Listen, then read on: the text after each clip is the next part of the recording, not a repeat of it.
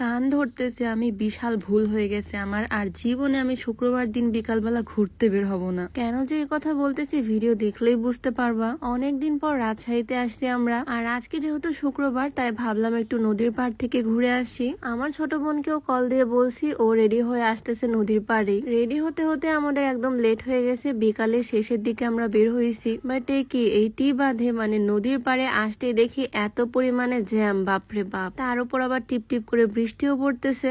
আশেপাশে যানজট দেখে মনে হচ্ছে আজকের দিনে আমি কেন বের হলাম ভাই। জাস্ট দেখো এই জায়গার অবস্থা। আগে আমি সপ্তাহে 2-1 বার এই জায়গাতে আসতাম। নদীর পাড়ে ঘুরতে আমার ভীষণ ভাল লাগে, বাট আজকের ভিড় দেখে তো আমি পুরাই অবাক। বড় গেটটা একদম খুলে দিছে আর উপরে শুধু মানুষ আর মানুষ, রাস্তায় শুধু গাড়ি আর গাড়ি। এত মানুষের ভিড়ে নদীর পাড়ে গিয়ে হয়তো আমি বসার জায়গাটাও পাবো না। ভিড় ঠেলে ঠুলে ঢোকার ইচ্ছা আমার নাই, তাই এখান থেকে এখন যাচ্ছি আইবাঁধের দিকে। রাজশাহীতে এরকম 2টা নদীর পাড় আছে, একটাতে যখন দেখলাম এত ভিড় আমরা চলে আসলাম অন্যটাতে। এখানে মানুষজন কম আসে সেজন্য এখানে আসলাম, এটা একটু দূরে হয়ে যায়। এই জ্যামের কারণে 50 টাকা রিক্সা ভাড়া 120 টাকা দিতে হয়েছে। এখানে নামতে আমার কিউট একটা ফ্যানের সাথে দেখা হয়ে গেল। আর তারপর যাচ্ছি সামনের দিকে, এখানেও সেম অবস্থা, জ্যামের কারণে রিক্সা আমাদেরকে আগেই নামাই দিছে। হেঁটে হেঁটে আসলাম এই গেট পর্যন্ত। এদিকে আফিয়াও চলে আসছে, ওর সাথে দেখা হয়ে গেল এখানে এসে। বাট এখানেও ভিড় কম না, সবাই আজকে বের হয়েছে শুক্রবারের দিনটা একটু ঘুরে বেড়াতে। আসলে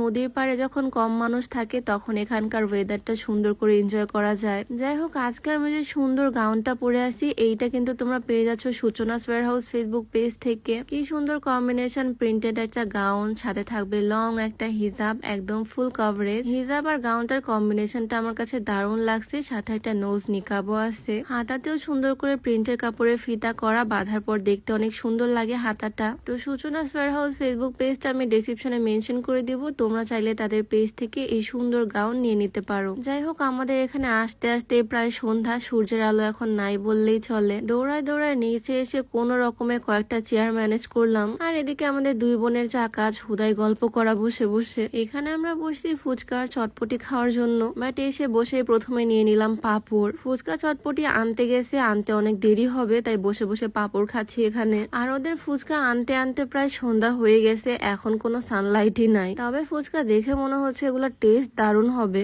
আপন নিয়ে আসলো ফুচকা, আর এদিকে সে নিয়ে চলে আসলো চটপটি। এখানে এত পরিমাণে ভিড় যে ওয়েটাররাও কাজ করে না, নিজেদেরকে সেলফ সার্ভিস নিতে হয়। নিজেরা দোকানে গিয়ে দাঁড়িয়ে দাঁড়িয়ে ওয়েট করে করে তারপরে এই জিনিসগুলো নিয়ে আসতে হয়। কিন্তু মজার ব্যাপার হচ্ছে অন্যদিন এই কাহিনীগুলো হয় না, অন্যদিন তারা নিজেরাই এসে বললে আপা কি খাবেন। বাট আজকে এই যে শুক্রবার এত এত ভিড়, তারা ভিড়ই কন্ট্রোল করতে পারতেছে না। তো এখানে বসে আমাদের ফুচকা চটপটি খাওয়া দাওয়া করতে একদম সন্ধ্যা পার হয়ে গেল। এখানকার বিল পে করাও শেষ। এখন ভাবতেছি আমরা এখান থেকে যাব কোথায়, কারণ একে তো শুক্রবার যেখানে যাব সেখানে এরকম ভিড় পাবো সেটা আমার জানা কথা। এখান থেকে যাওয়ার সময় একটা সি ফুডের দোকান দেখলাম, তাই ও এখান থেকে আমাকে কিছু চিংড়ি মাছের বড়া কিনে দিল। বড়া বলে নাকি ফ্রাই বলে, যাই হোক এই জিনিসগুলা। তারপর আফিয়ারা উঠে গেল একটা রিক্সায়, আর আমরা উঠবো আরেকটা রিক্সায়, যদিও যাব সেম জায়গাতেই। আফিয়াদের রিক্সা আগে গেল, বাট কিছুক্ষণের মধ্যে ওদেরকে ওভারটেক করে ফেলছি। রাতের রাজশাহীতে না এমনিতে এরকম রিক্সা করে ঘুরতেও ভীষণ ভাল লাগে। যাই হোক, আমরা রিক্সা করে আগে আগে উঠতে উঠতে এসে দেখি আফিয়ারা আগে এখানে চলে আসছে। শুক্রবার দিন এখানে ফুটপাতে বাসন কোসনের দোকান বসে, যেগুলোর দাম তুলনামূলক অনেক কম হয়। আমি ভাবতেছি এখান থেকে কি নেওয়া যায়, দেন এই ঝুড়িগুলো চোখে পড়লো, ছোট ছোট কিউট কিউট ঝুড়ি, 2টা আমি নিয়ে নিছি এখান থেকে। এগুলোর মধ্যে আমি স্কিন কেয়ার প্রোডাক্ট রাখতে পারবো, দেখতে ভীষণ সুন্দর লাগবে। 20 টাকা দাম মাত্র এগুলোর। জিনিসের দাম কম, ফুটপাত থেকে নিলে বা সমস্যা কি। বাজারের দোকানগুলোর তুলনায় অর্ধেক দামে এখানে জিনিসপত্র পাওয়া যাচ্ছে। আর ভিড়ও কিন্তু বেশ ভালোই, অনেক মানুষ এসে ভিড় জমাইছে এই 10 টাকা 20 টাকার জিনিসগুলো নেওয়ার জন্য।